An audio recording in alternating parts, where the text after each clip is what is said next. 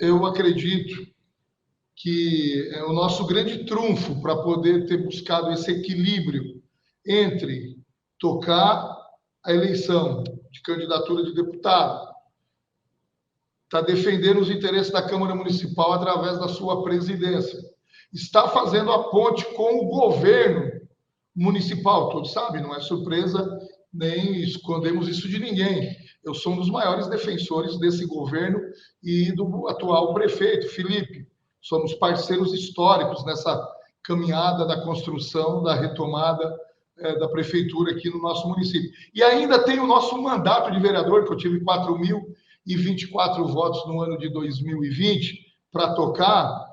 Não foi uma tarefa simples, mas nós contamos com o apoio, principalmente dos vereadores aqui na Câmara Municipal. A construção de uma chapa de unanimidade contribuiu muito para isso no período de 2020. Tivemos o apoio de uma equipe de técnicos, de profissional na área jurídica, na área administrativa, também que nos deram uma tranquilidade muito grande. E comecei a construir a minha candidatura há 16, 17 meses atrás, ou seja, com antecedência muito grande. Isso, evidentemente, que acabou fazendo com que nós tivéssemos um acúmulo e uma sobreposição de tarefas e de funções muito grandes.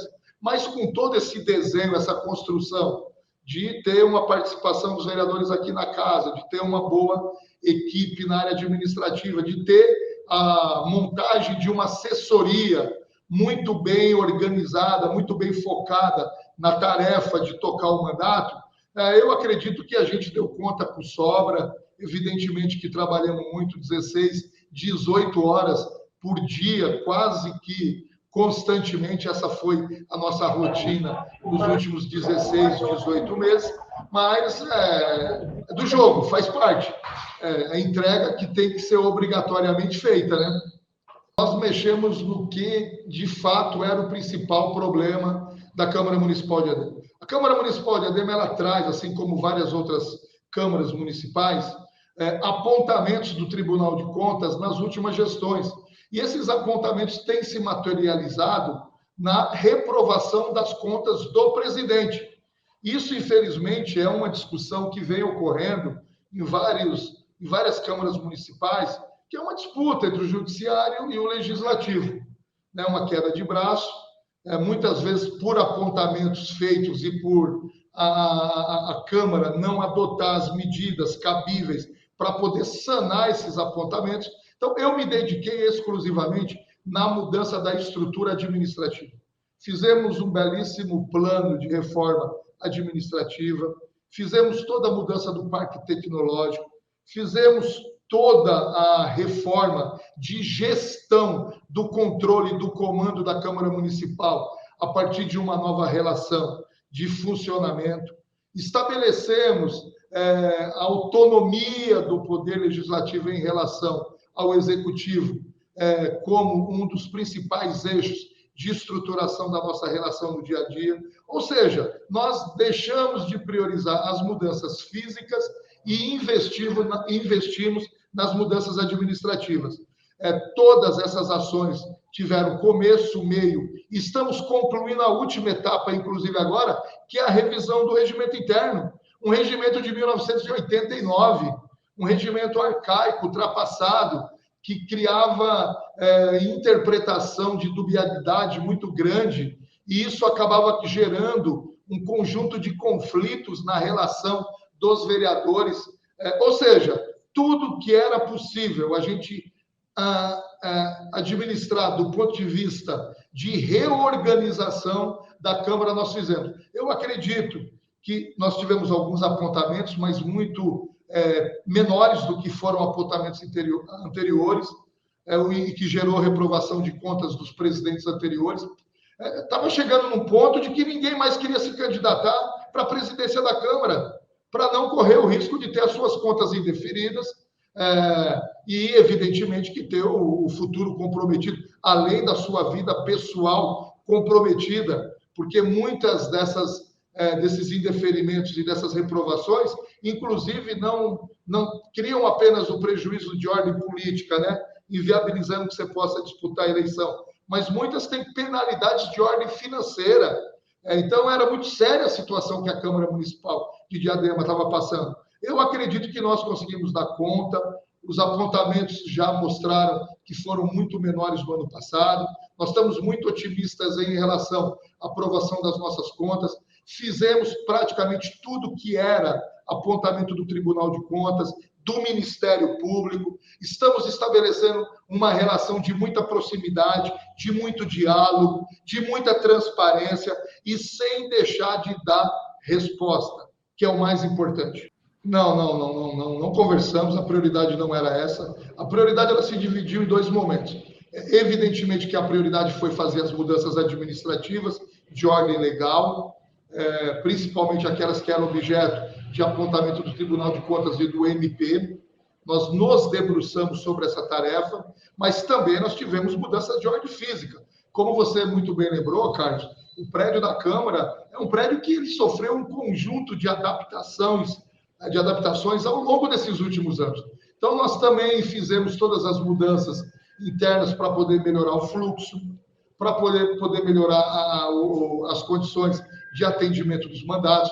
Investimos muito em TI.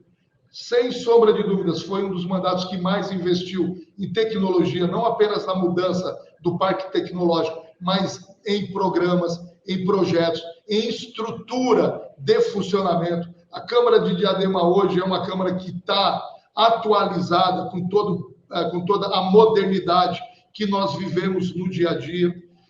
Nós procuramos resolver os problemas de engenharia desse espaço também, né? Um espaço que tem uma certa limitação, então trabalhamos muito, estamos inclusive com o AVCB sofrendo um processo que não é apenas a contratação do AVCB, você tem um conjunto de obras que precisam ser realizadas para que as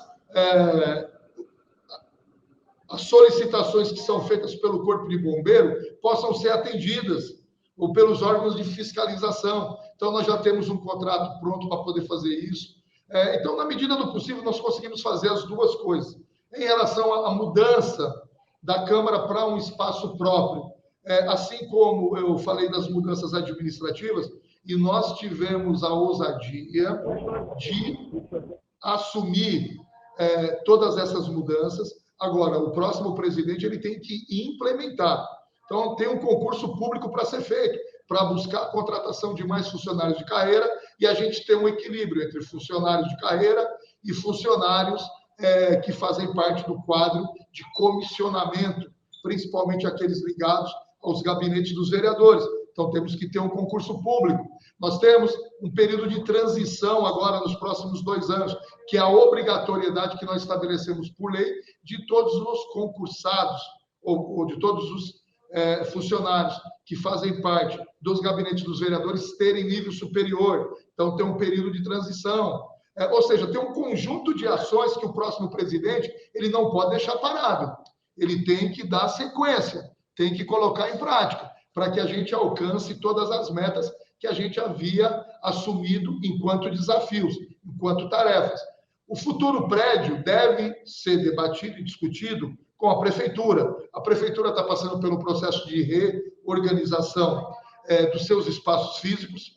O novo hospital municipal será construído onde hoje funciona o Paço Municipal. Inclusive, já existe um processo de saída de algumas secretarias do Paço Municipal e, evidentemente, que o prefeito constrói a ideia de ter um espaço físico onde agregue de maneira centralizada a grande maioria dos serviços que hoje estão descentralizados. A nossa ideia, inicialmente, é que a Câmara possa fazer parte desse processo de discussão e que fisicamente, olhando uma perspectiva de futuro, a Câmara possa estar instalado no mesmo espaço ou ao lado desse espaço de onde vai funcionar a futura prefeitura da cidade de Diadema. Eu acho que isso torna tudo muito mais fácil, muito mais ágil, de maneira intercalada, que os poderes possam estar convivendo fisicamente, não harmoniosamente apenas, mas fisicamente numa condição de proximidade. Muito me agrada a ideia da Câmara ter um espaço físico seu em definitivo, pensar, inclusive porque a gente tem uma discussão, que pode ser ampliação da Câmara Municipal. Hoje, inclusive, do ponto de vista físico, existe limitação para se debater e se discutir ampliação do número de vereadores, porque pela própria definição, que é o que estabelece a condição, Diadema deveria ter 23 e não 21 vereadores.